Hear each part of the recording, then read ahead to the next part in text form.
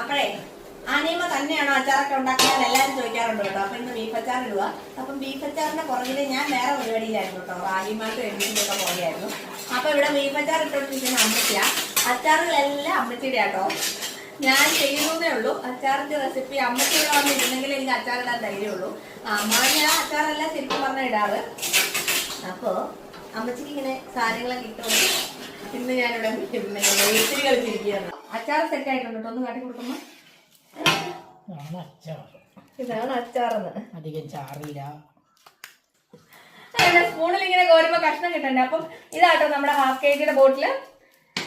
ഇങ്ങനെ ഇതിപ്പോ തന്നെ നമ്മൾ തണുപ്പിച്ചിട്ട് ഇപ്പൊ തന്നെ ബോട്ടിലാക്കി സീൽ ചെയ്യും. അങ്ങനെ അതുകൊണ്ടൊക്കെയാണ് ഒന്നും കേടില്ലാതിരിക്കുന്നത് കേട്ടോ. അപ്പൊ ബീഫ് അച്ചാർ വേണ്ടവര് പെട്ടെന്ന് വിളിച്ചോട്ടെ. ഞാൻ ഓരോ അച്ചാർ നമ്മൾ കാണിച്ചു തരാവേ.